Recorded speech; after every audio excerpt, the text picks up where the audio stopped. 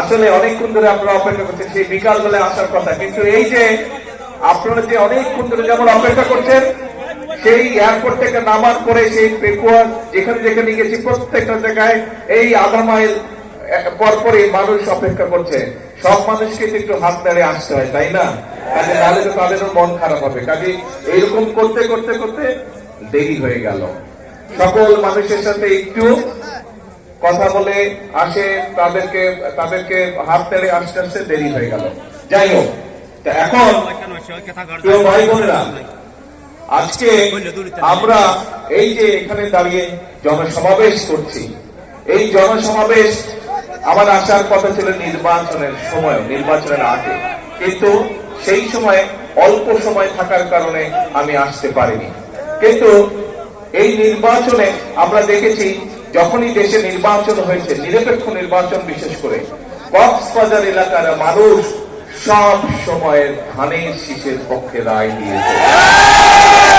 যখনই দেশে নিরপেক্ষ নির্বাচন হয়েছে, যখনই দেশের মানুষ স্বাধীনভাবে নিরপেক্ষভাবে নির্ভয় ভোট দিতে পেরেছে, কক্সবাজার এলাকার 4টি আসন সব সময় কক্সবাজারের মানুষ ধানের শীষকে জয়যুক্ত করছে। সেই জন্য বাংলাদেশ জাতীয়তাবাদী দল কক্সবাজার এলাকার মানুষের কাছে চিরকৃতজ্ঞ।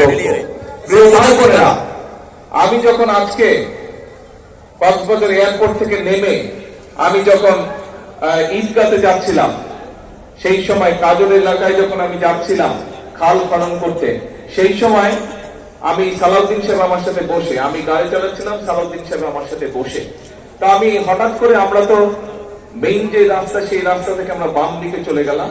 তো সামনে যে রাস্তাটা অনেকদিন পর, বহু বছর তো দেশে থাকতে পারিনি আমি, তা আমি সালাউদ্দিন সাহেবকে জিজ্ঞেস করলাম, এই সোজা রাস্তাটা কোথায় গেছে? তখন সালাউদ্দিন সাহেব আমাকে বললেন যে এই রাস্তাটা সোজা চলে গেছে চট্টগ্রাম।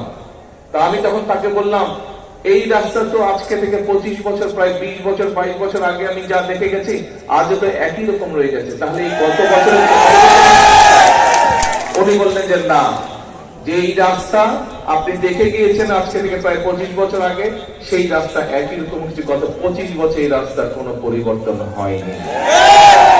প্রিয় ভাই বোনেরা, 4 থেকে 6 লেন হওয়া উচিত ইনশাআল্লাহ। এই রাস্তার কাজ আমরা ইনশাআল্লাহ দ্রুতই হাত দেব, যাতে করে এই রাস্তাটি আমরা চট্টগ্রাম টু কক্সবাজার যে রাস্তাটি, মেইন যে রাস্তাটা, সেটি আমরা ইনশাআল্লাহ 4 থেকে 6 লেন করব। প্রিয় ভাই বোনেরা, আরেকটি কথা সালাউদ্দিন সাহেব ওনার বক্তব্য বলেছেন, এই এলাকার বহু মানুষ কৃষক আছেন, কৃষকের মধ্যে অনেকেই আছেন, কেউ ধান চাষ করে, ধানে তার উৎপাদিত পণ্যের মূল্য সঠিকভাবে পায় না।